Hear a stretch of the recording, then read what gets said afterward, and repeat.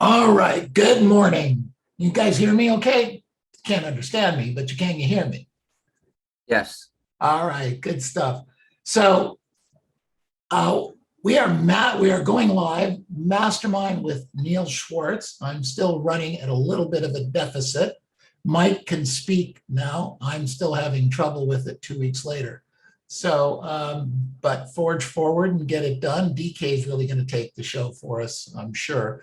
Um, DK was on stage and had shared some really cool things here last week with us, with the entire 3,500, 4,000 agents, and just had a great view on things. Done a fabulous job in Canada, and I wanted to spend a little bit of time today masterminding with him. So, DK, welcome.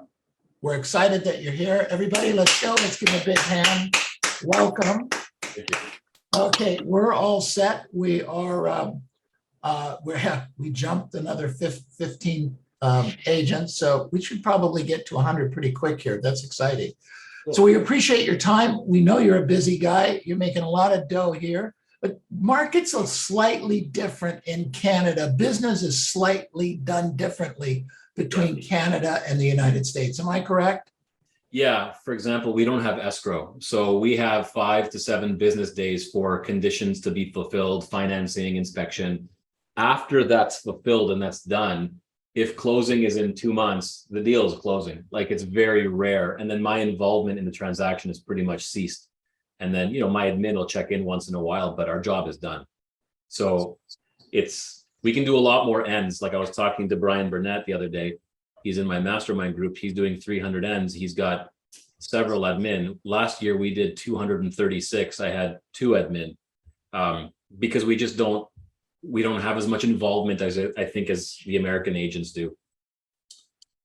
I find that fascinating. Now, why would you wait 2 more months? Do they have to get a loan on the property? Oh, negotiable. Sometimes they close in 30 days. Sometimes they close in 60, 90. I'm just trying to say, like, from the time the deal firms up, the conditions are removed. Then from that time until the closing day, it's guaranteed to close. Whereas, correct me if I'm wrong, but you guys, there's things that can come up that can stop the deal from closing. That doesn't happen with us unless the buyer gets hit by a bus. Like, it's just not happening. Okay. Yeah. Fascinating. Just a whole different mindset here. Well, I appreciate that. So, DK, what area are you from? Give us a little kind of a Reader's Digest version of, what area you work, what do you service, what's your price point, how long in the business, that kind of stuff. Sure. First of all, my real name is Demetrius Kalogeropoulos, but because of the ethnicity of it all, and it's so Greek, I go by my initials, so call me DK. Born and raised in Ottawa, which is the nation's capital, for some of you that don't know Canadian geography. I have been August 12th. So what is that? 8 days from now will be my 10th year in the business. My 10-year anniversary is in about 8 days. Wow. Happy birthday. Yeah, thank you. I'm pretty excited about it. It feels longer. I was in consumer electronics. I was selling home theater systems, high-end stuff like Bang & Olufsen, $200,000, $300,000, $400,000, $500,000 audio video systems. In Ottawa, it's 1 million people, very conservative city. It's a government town, right? It's the capital. So a lot of government employees, average incomes like 60,000, whatever. I was making like 40, 50K, and I wanted more. So I moved to Toronto, 4 hours away, more of a major city. And I still sold consumer electronics. And that's where I worked at this really high-end AV store. And what's cool, it was downtown Toronto, and it was right across the street from Yorkville, which is where they have the film festival. So, actors would come in all the time, De Niro, Pesci, like, you'd see famous people come in all the time. It was pretty cool for me for being a small town guy. And I was selling these crazy sound systems, and I got the bug for real estate.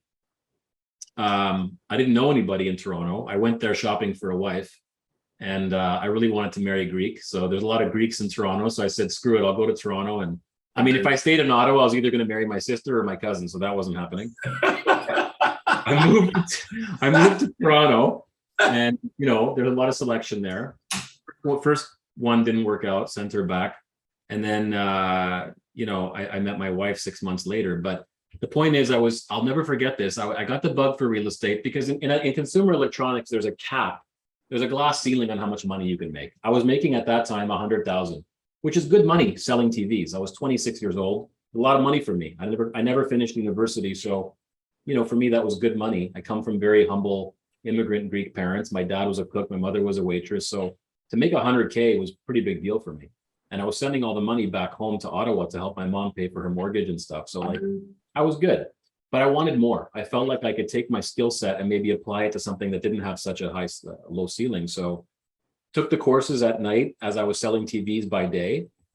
And it was a Saturday. I'll never forget this. I was pitching a pair of speakers. They were like $7,000. And I don't know, the commission would have been $500. And somebody called me and they wanted to see a house and the commission would have been $30,000 because Toronto, it's very expensive. Called my wife. I said, what the hell am I doing? This part-time is not work. I got to get the hell out of here. But with retail, it's a trap because you're making good money. You're always depending on the next sale. And anyway, I just called and my wife said, just go. She was pregnant with our first son. She's like, just go. You're going to take time anyway for the baby. Just get out of that industry now. So I did it cold turkey. I quit. And I quit in December, which in retail, you make all of your money at Christmas. But I quit. She was pregnant with my first son. And I never looked back. I went full time at that point. And then I only sold real estate in Toronto for about a year. And then my phone kept ringing for back home. Come back to Ottawa. We want you to sell our restaurant. We're Greek, right? So I know a lot of people with restaurants. Come back home. We want you to sell our house. We want you to sell. So Neil, I would drive 4 hours, show a property, sell it, drive back 4 hours, show a condo. I was selling in 2 different cities. It wasn't working. I was burning out. And I needed money because I wasn't selling a lot of real estate. I was being stretched thin. And then my friends in the electronics business would say, why don't you fly down to Ottawa for Boxing Day? We'll pay you cash under the table. So this guy flew me, car picks me up at the airport. I sold like 50 grand in electronics on Boxing Day. He gave me 5 grand cash, put it in my pocket, went home, gave it to the wife. Like I was hustling. I was doing whatever I could to make money. Then I said to the wife, I said, listen, let's move back to Ottawa. I got a good feeling about this. Real estate wise, full time. If it doesn't pan out, we'll come back to Toronto in a year. Well, that year I went from 50,000 GCI to 300,000 in my, just making that shift. And obviously it was a quantum leap and we never moved back. So it'll be 10 years that I've been back home now. And that's the very long version answer to your question about where I come from and what I'm all about. So that was me. That's a fabulous story. It's a great story. It's fantastic. It's a testament to mindset and achievement and systems and stuff. So were you selling expireds for sale by owners? It was past client sphere in Ottawa. Where was the business coming from? Yeah, so I don't want to toot my own horn, but toot. I was pretty damn good at FSBOs. They called me a FSBO killer. So for me, it was like target practice. Honest to God, like I'd call 10, I'd get 3. And that was pretty good, I thought. So it's very good. Yeah, I was relentless with lead follow-up. They either had to change their phone number, list with me, or tell me to F off because I was not going to stop calling them. Obsessed. I literally door knocked my first FSBO with my son in the stroller. My son, he was 6 months old. I door knocked because my wife was a teacher. She had to go back to work. And I knocked on $800,000 FSBO and I said, when do you plan on hiring the right agent for the job of selling your home? And she's like, sorry, is that a baby?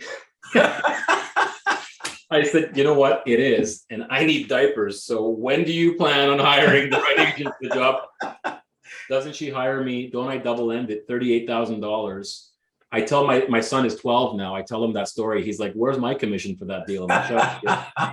So sometimes I just want to take a stroller with a fake baby and because that shit worked, But yeah, so like I was focused solely on because I had moved away from Ottawa for so many years, my database dried up. Nobody even knew I was back home. So literally I'd call people, say, look, I'm back home. Anyone that wants to buy or sell, they'd be like, oh shit, we thought you still lived in Toronto. So I went after FSBOs, expireds, builders, back when I started, the market wasn't a seller's market, it was a buyer's market. So I went after builders. So I'd say, listen, give me one of your listings, just one, see what I can do with it. If you're happy, give me more. And then what happened was people would go put a deposit on a new build. They couldn't sell their home because the market was shit. So the buyer would forfeit on the builder home. So nobody was happy. So I went to the builder, said, give me one of your people that hasn't closed. I'll sell her house.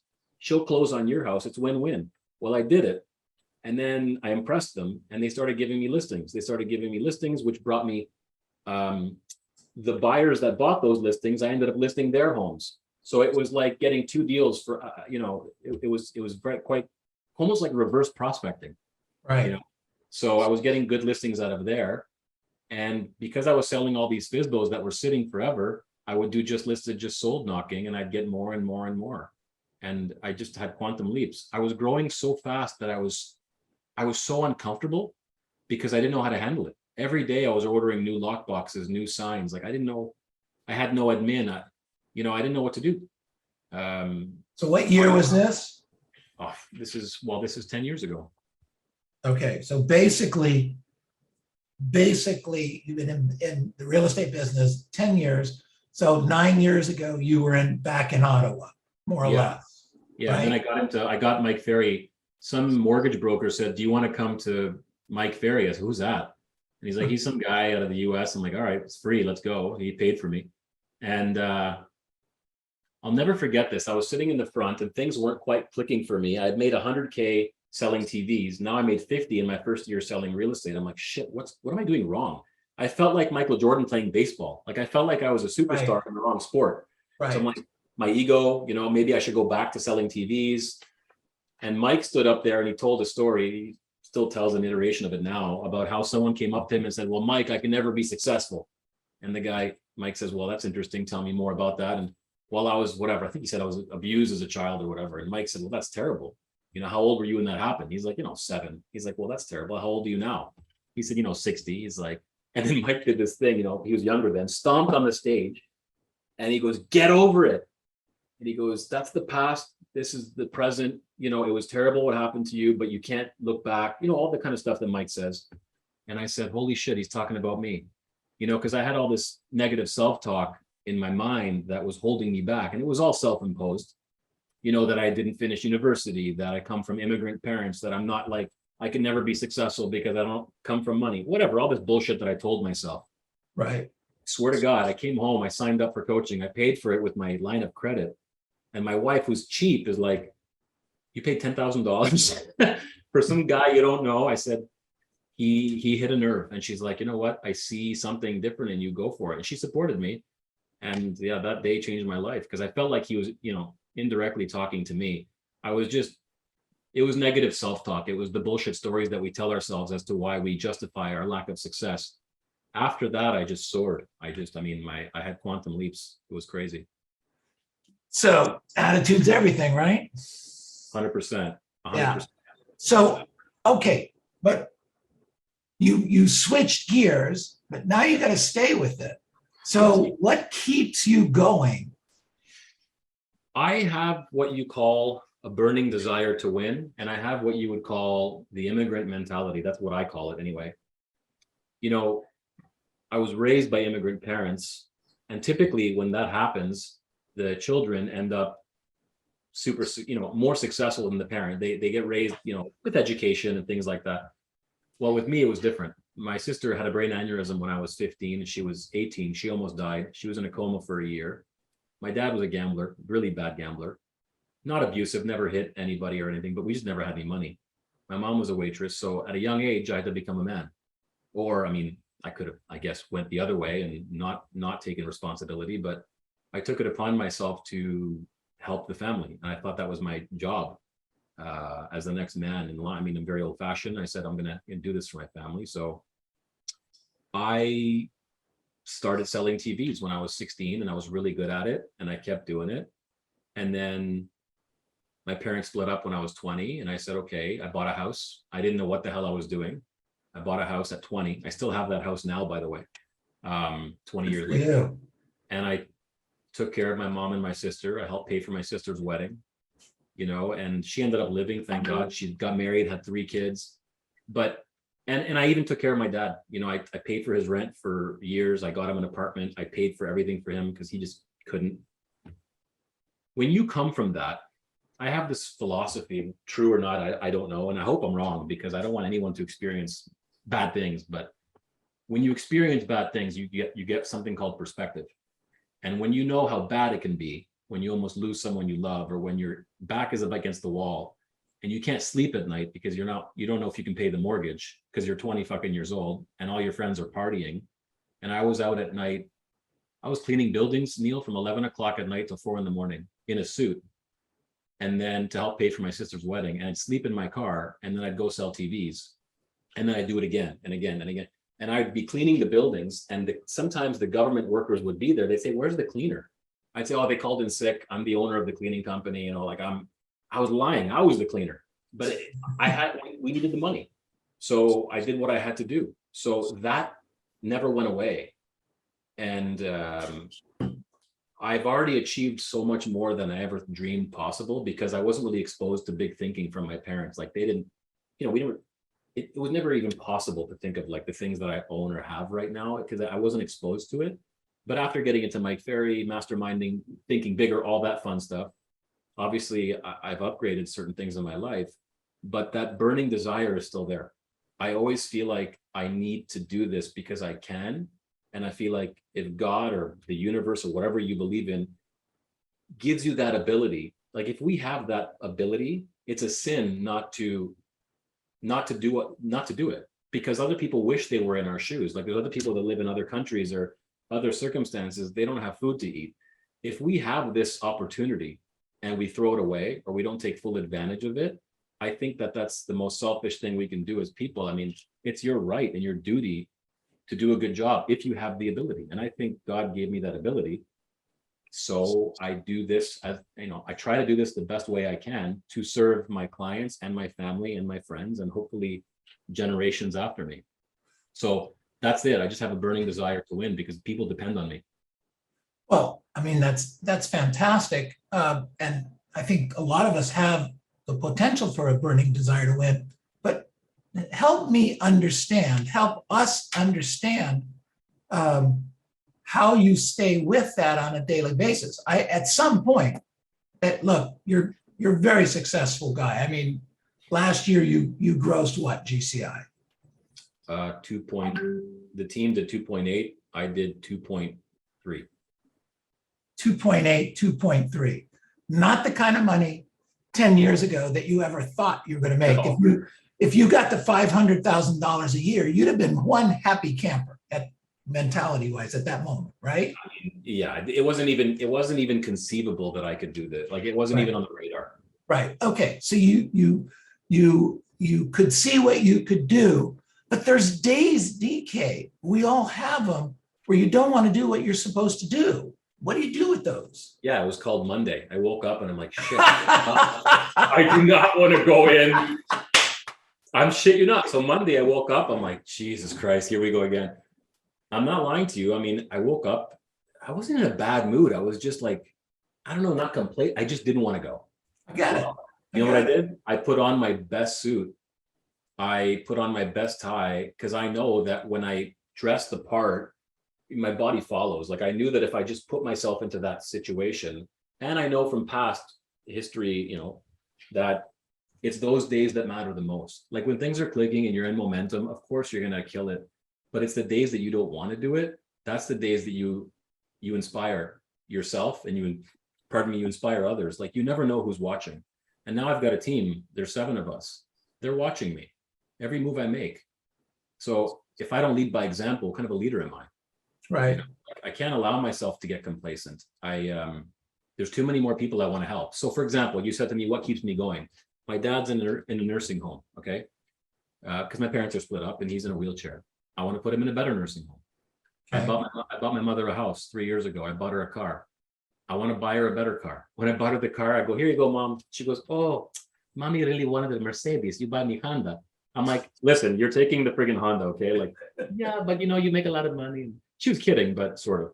But I just sent her to Greece for 3 months. I gave her $10,000 spending money cash so she could go see her brothers and sisters. And that meant more to me than any stupid Rolex or car. Like I love the nice shit, but doing things like that fills a void in me that the money or the fancy things can't. You know what I'm saying? Like, No, I do. I get it. I want to help more people. Yeah. That's what gets me going. And I can't do that based on, the level that I'm at right now. I mean, I can help people, but I want to help more people. I want to inspire more people. So you're now I don't know in Canada if the market changes at the same ebbs and flows as it does in America right now. But are you guys, did interest rates go up when they went up for us? Yes. And it's almost like in May, somebody shut off the taps because Okay. March, April, busy as hell. Everyone's having fun, making money. May, we're literally looking around saying, did somebody, what the hell's good? And I literally went to my team. Did you load the listing properly? Did you put it as commercial or is it residential? Like what? I swear to God, I was like, did you call it a 4-bedroom instead of a 3? Like what's going on?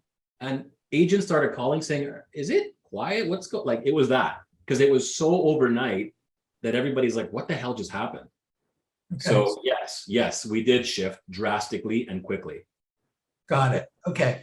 And so what are some of the changes that you're making right now? You and your team? Talking to way more people, like I'm all about quality over quantity. I'm all about power contacts. I'm all about intention of every contact, listening intently with the intention of listening, not just speaking. But when it comes to this, my coach said, look, you're going to have to assume that 20 to 25% of your listings won't sell. When she said that to me, that freaked me out because 99% of my listings have always sold. So I said, okay, pre-COVID, I used to carry 20, 25 listings. I said, now I have to carry 50. If I know that 20, 25% won't sell, I've got to carry more listings. I've got to talk to more people. I've got to level up. So that's what we're doing. We're all beefing up our prospecting. We're all talking to more people. I'm going on way more appointments. I mean, I was going on 2 or 3 appointments a day anyway, but it wasn't consistent. Like I'd go on 3 on Monday, 1 on Tuesday, 2 on Wednesday. Now I try to go on 3 a day. I have to. In order to make even the same money I made last year, I've got to do way more work this year. All right, that makes sense. Absolutely. Yeah. So where's the business coming from? Sign calls. Now I get referrals. It's been 10 years, so I'm getting referrals. I get a lot of sign calls though, and I'm good at converting them. Referrals, Google reviews. So if everybody here likes this call after, please give me a good Google review. All that's free. It doesn't cost anything. I don't advertise. Like in 10 years, I've done like 10 flyers. It's very rare. I run a very lean business and that's it. And just listed, just sold, knocking. Right. So you're the generator. Yes, for now. My goal is to slowly, I'm 42 years old. So old. So old. I'm an old soul. The goal would be, 45 to lead, train, coach, and not go on 3 listing appointments a day. I mean, my boys are 10 and 12. I don't work Sundays anymore. I don't work Saturdays anymore. That was really hard for me to do. But they need me. They don't give a shit how many houses I sell. They just want to hang out with dad. Sure. I already told you my situation with my dad. I mean, I love him. I'm not trying to disrespect him, but he sucked. Like he was always gambling. Like, he didn't spend time with us. Right. But I still take care of him because all that matters to me is how my boys see me treating grandpa. That's all that matters. So, but I want to spend that time with them that I didn't get with my dad. Because I know in a few years when they have girlfriends and shit, they're going to be like, get lost, dad. We don't want to, we don't want to hang out with you right now. So I'd like to be there, be more present with the family. So that's my goal by 45. But for now, yes, I am the rainmaker. You're the rainmaker. I love it. Yeah. So what's your superpower, DK? How would you describe that?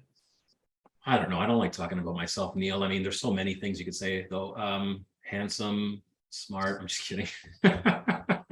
I was thinking those, really nice puff, wears nice suits, great puff, great haircut. I'm kidding. So I think that I think I'm funny. And I assume my aspiration was to be a comedian before when I was young. I always wanted to be on Saturday Night Live. I'm pretty witty, pretty quick on my feet. We had some pretty serious, I told you about the stuff that happened in my family that makes you serious for a bit when you're young. And Greek parents don't necessarily support, kids that say, I want to be a comedian. Get in the kitchen, get to work, like go do so. How are you going to pay the bills? So I anyway, saw that movie. the Greek fat wedding, that's legit my life. I So- saw that movie. Yeah. So I still feel like I use it. I'm not on a stage, but I sort of am. When I go on a presentation, it's a show, it's go time, and I use humor a lot. And I find it helps break the tension. Like for example, this one time people said, well, okay, we'd like to sleep on it and we'll let you know. I said, no problem. So I stood up and I walked to the bedroom. And about a minute later, I walked out and they said, where did you go? I said, I'm sorry, I thought we were sleeping on it. What did you want for breakfast? Pancakes or French toast? That's not Mike Ferry, but it worked. They're like, sit down, like sign.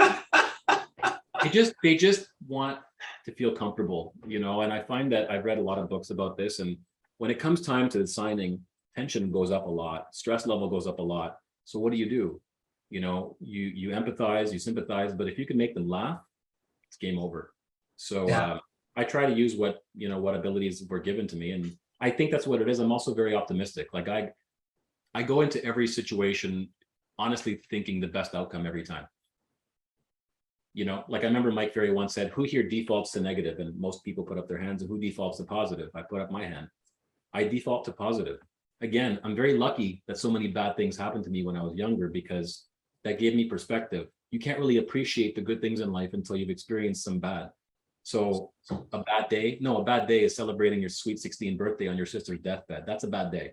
So like losing a listing is not a bad day. Like that. I'm not afraid of anything. I don't fear stopping for a FISBO. Like that's all meaningless. Like it doesn't affect me. So I think that's my superpower, that I have no fear of the outcome. I don't give a shit what people think about me. That's pretty powerful because most people do. Right. And I like to use humor. I like to laugh a lot. That's great. Yeah. You're pretty insightful into yourself. That you think that comes from all the garbage when you were a kid? I think so. When I was a kid, my sister was really good looking. She was a model, and I wasn't. I was fat. I had an overbite. So like the way I got attention, I had to fight for attention. So how do you get attention when you're a fat, overweight, kid with an overbite, and your sister's friggin' gorgeous, and what do you do? I was funny. So I used that to the fullest extent, and I studied people, and I studied how they reacted to what I said. Like I was obsessed with studying human interaction and people. I read every book I could on body language, on communication, obsessed with it. So I think maybe that's what it is, just being so obsessed with making people laugh, making people feel good. That gave me value, like making people laugh. That's how I identified, right? If I could make you laugh, then I was valuable. So maybe that's what it was. I was so focused on making other people feel good. So often when I meet people, they tell me, I feel like I know you. I feel like I've known you for a while. I think it's only because I show them that I care and I listen, So maybe that's what it is. I don't know. Maybe because I'm a Pisces. Who knows? I don't know what it is. Exactly. Well, it's clearly working. Thanks. So the changes that you made this year is that you stepped everything up, right? Yeah. Okay. So do you still role play? Yep. 5 days a week. 5 days a week. And 20 minutes, 5 minutes? No, it's like 30 minutes. Sometimes it's longer. I do a group one. Sometimes there's like 30 people in there. Sometimes there's 50. I try to invite people that are way better than me. Right. Yesterday I had Michael Ireland. I look up to him a lot out of Vancouver. This guy's a machine. Like he's so good. Yeah. So I try to role play with people in different cities, different accents, different cultures, because that's who we deal with. Multicultural mosaic, right? So I still practice a lot. I'm expressive by nature, so that's hard for me. But I know that when I don't, I get rusty. So it's really important that I stay focused and I stay sharp. I hadn't noticed you were an expressive. Yeah, right. Sure. That was really hard for me. It was really hard for me. I think that when I mastered the personality styles, that's when I had another quantum leap, because that's the year I went from 300 to 750. So I literally went 50, 300, I stayed there for a year, 360, then 700, then a million, then 1.5, then I stayed there again, then 2. Like I had quantum leaps. And every time I did, I had a major breakthrough.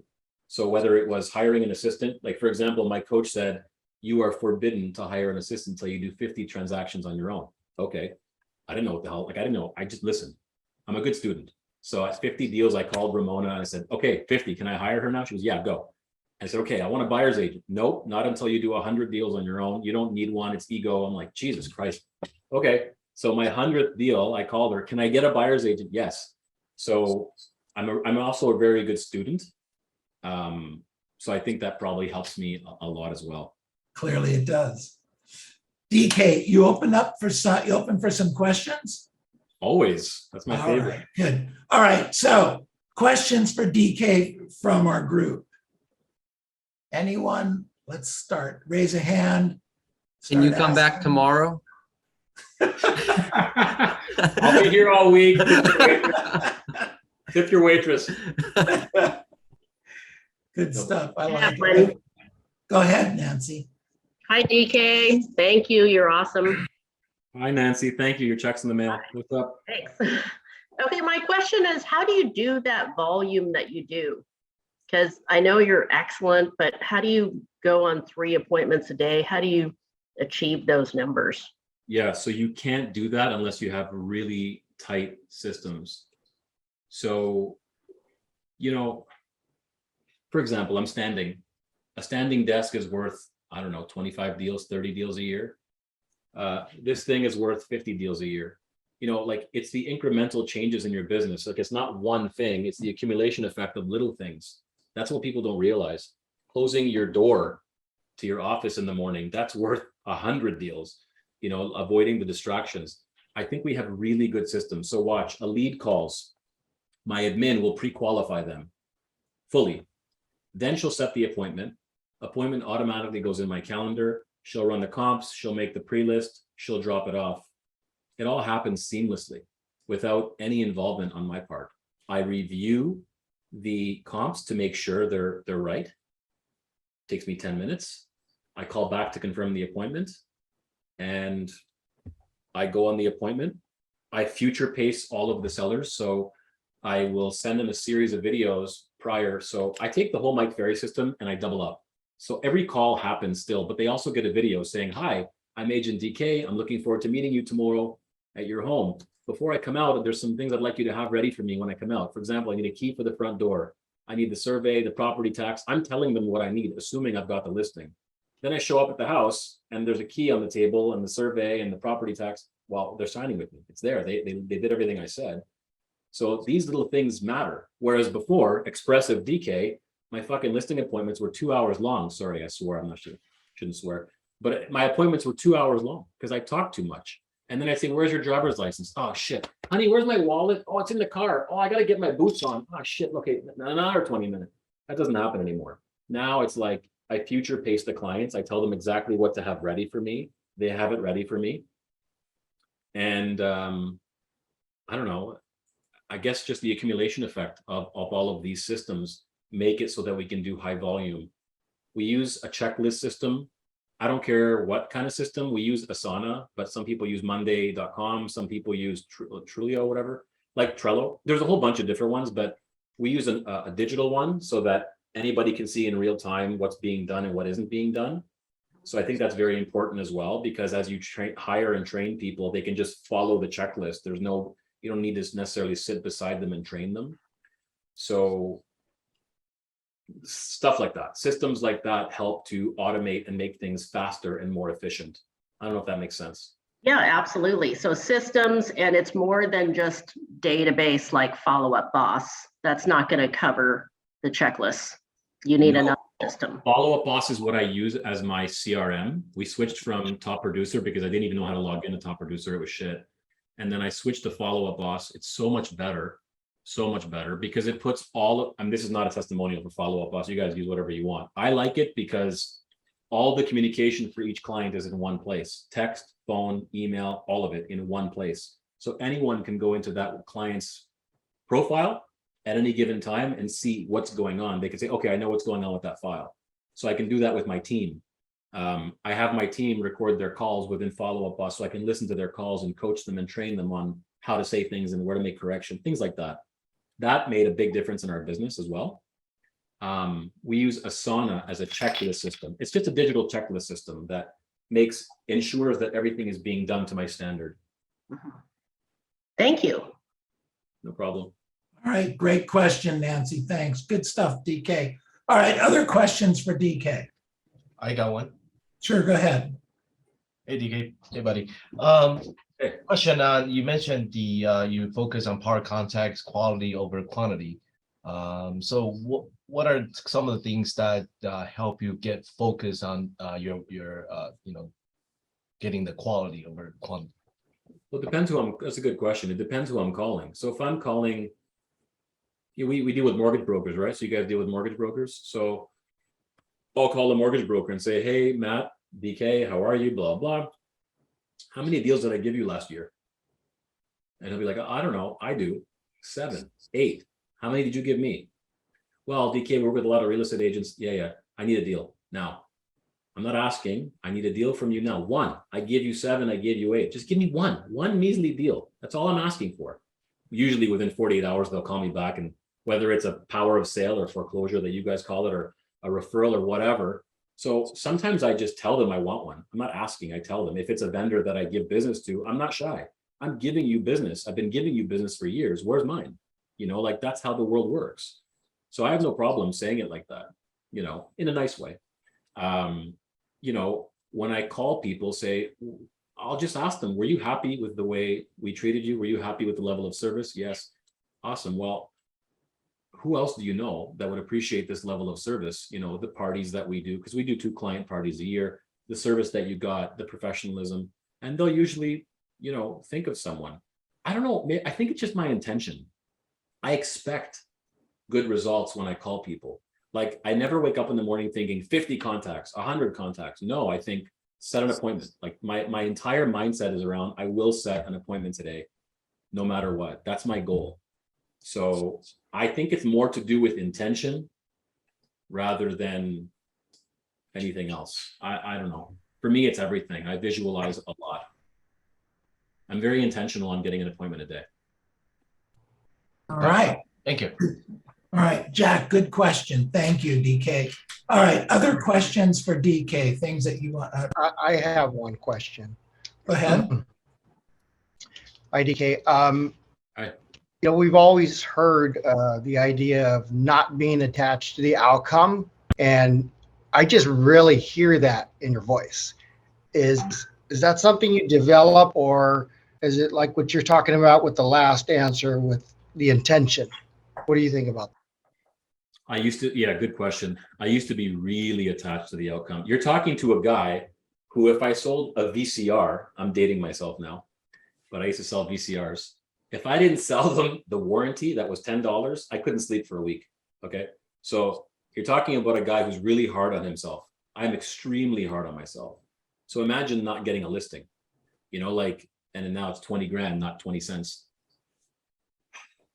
As you get busier, you cannot afford to waste time because you realize other people need my help. Other people need me.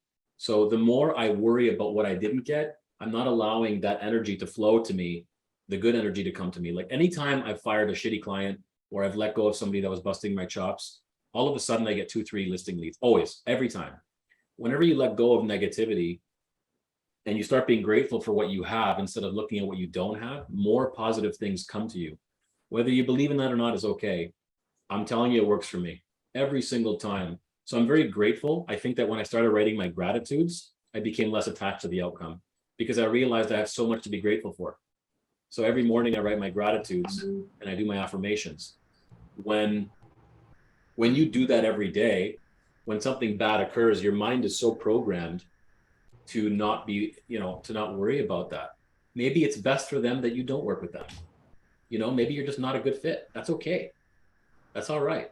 So, Great. Yeah, I think you just have to be more grateful. The more grateful you are, the less you care about anything that comes up. Got it. Thanks, DK. Hey, Excellent. we got a question in the chat boxes. How long did it take for the MFO system to kick in for you? You want to laugh? So I used to get off calls, and then my wife would come downstairs. So how was your call? Oh, it was great. She goes, yeah. She goes, you were lying the whole time. I go, I know. You know, did you do your homework? Did you make your calls? I'm like, oh yeah, I did all that shit. I lied.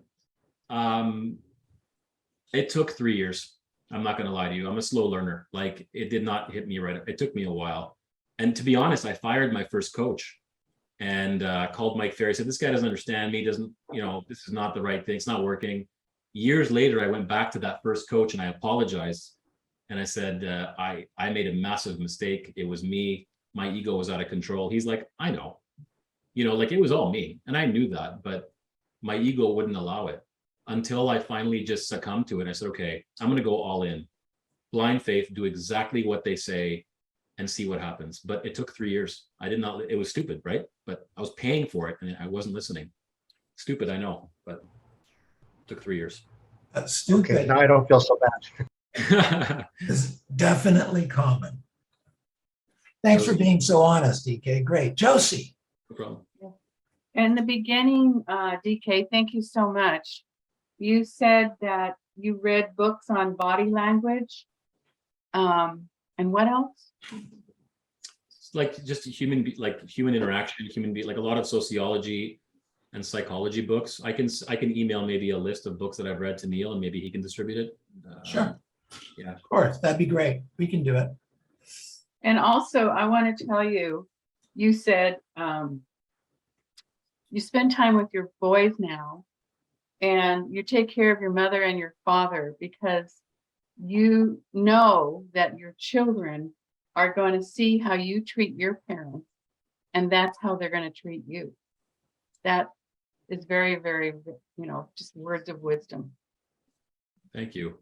It was hard, you know, when I became a dad, I was over my daddy issues with the whole gambling thing. And then they came back after I became a dad because I loved my kids so much. And I said, it came back to me. I'm like, shit, how could my dad not have supported us? But then I realized I forgave him. I said, you know what? He did the best he could. It's an addiction. You know, I was young, right? I was 20 years old. I was pissed. But now I'm a man, I'm a father, you mature and you forgive. And when you forgive somebody, you let yourself off the hook, not them. You know, you are now free from that pain. And, you know, I take care of my dad now. You know, and I always tell him, hey, old man, who's taking care of you? He's like, I know, I make mistakes. I know, you take care of me. Thank you. You know, he did the best he could. He came from Greece, 18 years old, saw casinos. He'd never seen a casino in his life. You know, like he did the best he could. And when you have to forgive, you have to let go of the past. Otherwise, it'll constantly hold you back. If I didn't forgive my dad, I wouldn't be here, you know, and I love him for who he is. And I still named my first son after him because I believe in tradition. So it's very important to me that the kids see that because they're watching. They're watching. I'll never forget this. I hung up the phone and my son, who was 7 at the time, said, Dad, were you mirroring and matching? I said, excuse me? How the hell do you know what that means? He goes, I go, what does that mean to you? He said, well, you were talking on the phone and this guy started swearing. I said, okay, then what did I do? They go, then you started swearing. And then what? He goes, well, then you told him to do something and he did it. And then you hung up. And I said, he goes, that's mirroring and matching. I said, Jesus Christ, how do you know that? He was 7. He goes, I listen to you all the time. So they're listening, you know? So yeah, I think it's very important to lead by example for your family, for your team, for your community. People are watching. You never know who you're going to inspire. That's a great thought. That's fantastic. DK, I'm concerned about you having a hard stop right now. So I want to we're good? Yeah, I'm good for another 10. Okay. Okay, well, got other questions? Let's see what we can do. Margaret, did you have a question? DK, I'm so amazed by your workout. You totally changed your image, at least 10 years younger than your age, than you're looking before. Secondly, yes, absolutely. Your workout result really inspired me. And also secondly, honor you taking care of your parents, and you have more blessing more, because this is our culture. Truly believe that if you take care of parents, you have a more 100,000 times blessing to you. So God bless you more. Thank you very much. I appreciate that. The proudest day of my life was buying my mom a house. You know, like 20 years ago, we couldn't afford that house that I bought. We couldn't afford it. Like my mom was a waitress. The restaurant she worked at burned down. My sister was on disability. I was still helping my dad. Like if there was, we have something called overdraft protection. That's where the bank covers your mortgage payments every 2 weeks. If we didn't have that, Neil, the house would have been gone. Since then, I've refinanced that house 3 times. I've bought other properties. That house bought me a Lamborghini. You know, like shit that's like Lamborghini me. Like I never thought that would happen in a million years. But I'm never going to sell that house because of what it represents, all the struggles I had to go through for it. So if I can do it, you know, with no help and no plan B and no nothing, anybody can do. There's literally no excuses. And the body thing, I appreciate you saying that. So during COVID, I got fat and lethargic. And I said, okay, I'm either going to have a heart attack in my 40s or whatever. I just felt disgusting. None of my custom suits fit me. So I said, what if I put the same focus and energy into my body that I put into my business? What would happen? Hired the best coach I could find who trains a lot of Mike Ferry people, lost 40 pounds. And I'm in the best shape of my life. I feel amazing. And I really think it's important to be physically and mentally ready for this market because it's tough. This market is really draining physically, emotionally, mentally. So I knew if I was going to do another 200 deals, that fat DK was not going to be able to do it. There was no way. I just didn't have the energy. Like it wasn't going to happen. So I knew I had to elevate myself in all aspects of my life to get to the next level. So I really appreciate you saying that because I worked hard for this, all this. Hey, DK, are you still using the Mike Ferry listing presentation verbatim? Yep. I mean, I close faster. I close a lot. So it doesn't often take me that long, but I'd say 80%. I don't like the car. Mike's going to hate me. I don't like the car CD player thing, but I don't usually have to get there. I usually close before that. Second question, what color is your Lambo? It's white, but it's wrapped matte black and it's pretty sexy. Nice. Congratulations. I appreciate that. Thank you. I have a question. Go ahead. Hi, thank you, DK. And I was wondering, you mentioned that you started working with for sale by owners, and I was wondering if you could talk a little bit more, like anything particular that you learned about them or recommend.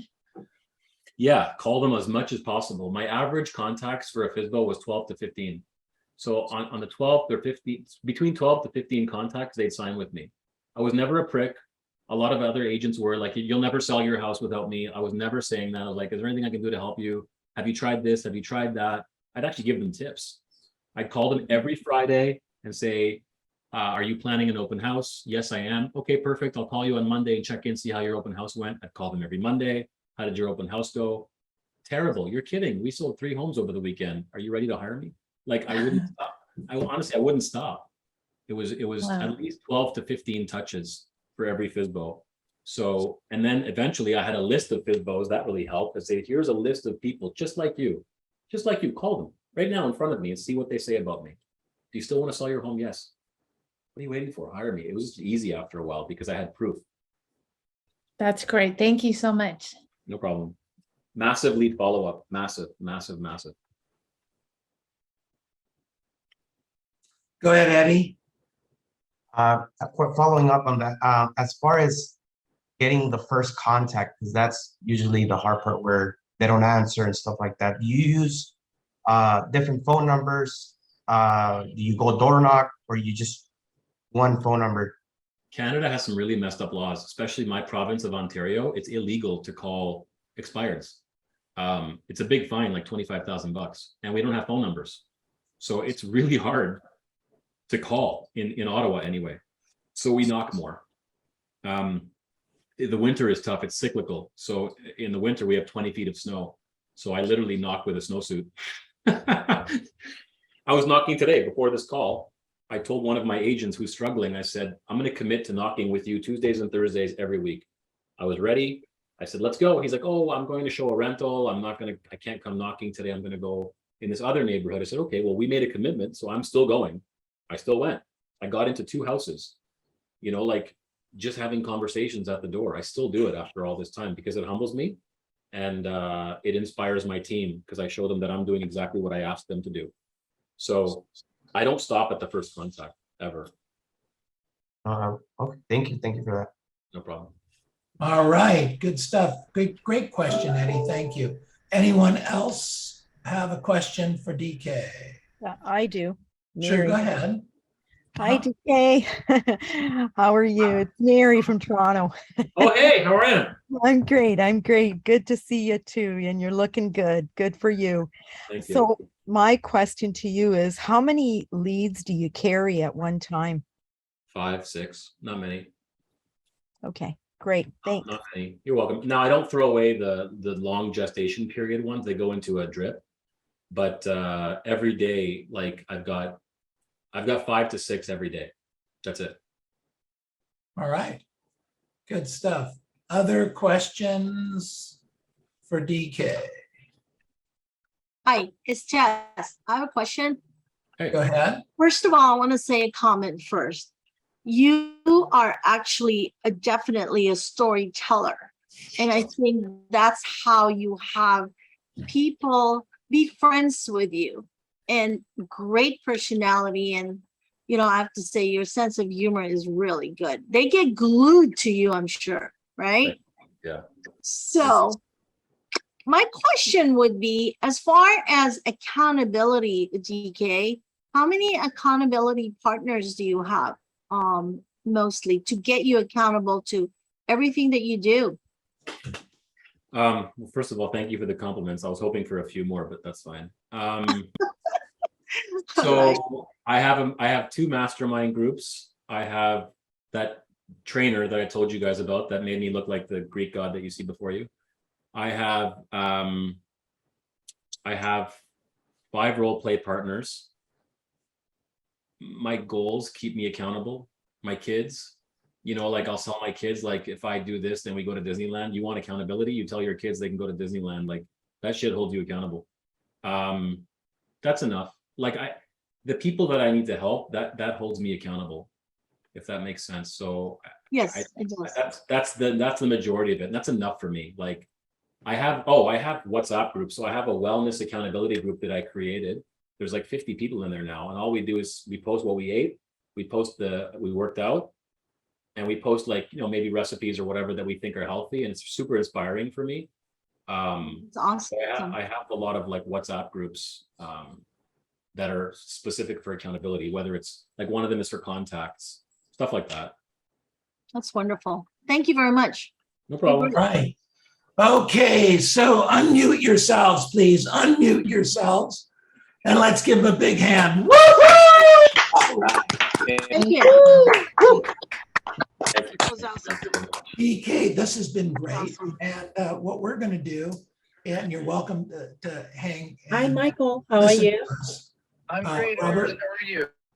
Thank you, Robert. You got it, baby. And we're just going to kind of go around the room for a minute or 2 or 3 and whatever it takes, and just kind of talk about what we learned from you. So it's something that we do at the end of all of these masterminds. We really appreciate you. You're welcome to hang out. And hopefully we'll do this again. I mean, this has been great. It's been inspiring. That'd be great. I feel like I barely said anything expressive. I do have to go in 2 minutes, but I'll stick around for 2 minutes if that's okay. All right. Appreciate it. Absolutely. Very good. Okay. What did we learn today from DK? Who wants to go first? Go. I would like to go. Please do. Go ahead. Future pacing. Future pacing. Okay. Good. So you want to elaborate, or that's it? No, I thought it was very good that he just, you know, the pre-listing package, everything's done. He tells them what he wants done. And yeah, I thought that was amazing. Okay, good. Excellent. Good stuff. All right. What else did we learn today? Raise Can your I say hand. something, Neil? Of course, Tess. I would almost think that DK is amiable, because he keeps saying that he cares for people. And I'm almost thinking, like, being expressive, he basically have learned that or got that through a job, because I would think, this is just my opinion, I could be wrong, most realtors are really expressive, because if you're not expressive, your business is not there. I mean, that's just my thought. But he keeps repeating himself as really helping people and thinking of other people. And also the way he talks with his stories, he's really up to the heart. So Tess, for me, Tess, you want me to prove to you he's expressive? really? Okay. Yeah. I said hello and didn't say anything else this whole talk. I'm highly versatile. The truth is I'm pretty expressive, but I tone it down because otherwise it's too. This is the toned down version. Swear to God. I understand. But Okay. Tess, Okay. Tess, Yeah, I rest my case. I had 3 questions. Interesting comment though. Interesting. All right. Okay. All right. Thanks. Good stuff. Thank you. What else did we learn today? Okay, go ahead, Eddie. What I learned is he has great work ethic, and also the one thing, sometimes you do feel like me on Tuesday, I just didn't feel that great, low energy and stuff like that. But as far as dressing good, looking good, it will push you to that level again. 100%, Eddie. Absolutely. Good job. What else did we learn today? Oh, go ahead, Emily. I appreciate the fact that he knocks on expires. We're all accustomed here and where I am to just call them, but I think knocking would be a really great way to change it up. Knocking expired in America, or certainly in Southern California, is, in my opinion, the best thing that you could possibly do for that type of business. But nobody listens to me, so we'll move on. Okay. All right. What else did we learn today? I really like the fact how he shares with, for sale by owners expireds of things that they should be doing, or things that they should be doing to help get their home sold, because indirectly what he's sharing with them is what he does. And maybe that's somebody they want to hire because he does it. So I really like that. Yeah. Good. Great. Thanks, Miguel. Okay. What else did we learn? Anyone else got anything they want to share? To speak up, please. Well, I'd just like to say, Sylvia, I was out Sylvia? in an appointment, DK, and I'm sorry I missed your presentation, you son of a gun. Oh, Sylvia. Oh my God. I missed. That's okay. Next time. There's a recording. You can watch. Oh, there's a recording I'm going to listen to, but I was on an appointment. I rushed back trying to get back, but I just got here. So I will listen to the recording, and it's great to see you, my lovely friend. Thank you. Well, unfortunately, looks DK like we're gonna have to do this again, just for Sylvia. I'm down. I'm down. Hey. All right. Well, Canada was very well represented here today, so it was really cool. Okay. Anything else we learned? Margaret, you have your hand up? Hi, DK. Can I ask you how often you contact your clients? Every Tuesday and Thursday, and then my staff will call them every Monday and Friday. So they get called 4 times a week. 4 times a week. And also, how about your past clients? And it's Once a quarter by phone, and then snail mail once a quarter, and then an emailed newsletter once a month, and then 2 parties a year: 1 sexy party, 1 kiddie party. Kiddie party is like a movie theater. We show a kids movie, whatever, and then the sexy party is no kids. Like DJ, whatever, drinks, appetizer, stuff like that. All right. Good stuff. Thank you, DK. You can turn off anytime you need to rock and roll. We get it. I gotta go. I sincerely appreciate the opportunity. Thank you. Thank Great you. job. Appreciate it. Thank you, DK. Good stuff. Okay, what else did we learn here? What else? Anyone want to pop their hand up? If you dress the part, the body will follow. That's right. That's right. That's exactly. You've heard that before. I like that. Similar. Exactly. If you. I appreciated the fact that DK is highly intentional. When he gets up in the morning, he has a mindset he's going to set an appointment that day. At some point, I'm not exactly sure where it was, but I'm sure at some point he transitioned from numbers or contact-itis into being intentional in setting appointments. That really resonated with me. Yeah, that's a really great point. And I think Patrick, if you look at all the 100 or 120 people we've interviewed, in almost every case of somebody making in excess of $1 million a year, there's 2 things. One is they are intentional. And the other one I wrote down here, and I finally think I heard it today for the 10th time, but it really rang a bell with me, is they're obsessed. if you go back and you check out all these other agents that have done something great in their business, they are obsessed. Mike Ferry is obsessed. Neil Schwartz is obsessed. Neil Weichel is obsessed. Karen Bernardi is obsessed. And we can go on, and DK is obsessed. You know, I say this about you. I don't know where you are. Jack Ma, are you here? Okay, well, Jack's not here. Jack Ma in our company right now is obsessed on the best customer service he can provide, and he lives it, breathes it, talks it every single day. It's amazing. It's about obsession, ladies and gentlemen. We need to get some more of it. Okay, what else did we learn today? That was a great point, Patrick. Thanks for bringing it up. Nobody wants to follow my tantrum? All right, so let's do this. I don't have anything else. This should be up and posted probably in the next 24 to 48 hours. We're on Facebook. So it's out there for those of you that want to catch up on it that way. We want to remind everybody that we role play every morning from 8 to 9. I'm there, Robert's there, and I challenge, you guys, a lot of you guys and gals say you go to role play with other people. You don't role play with coaches. You don't role play with people that help Mike build his one-on-one company. You want to have great role play experience, show up at ours. And we guarantee you have a role play partner. How's that one? Now, if you don't want to role play and you want to prospect, you guys can show up at 12 o'clock, and we have our open mic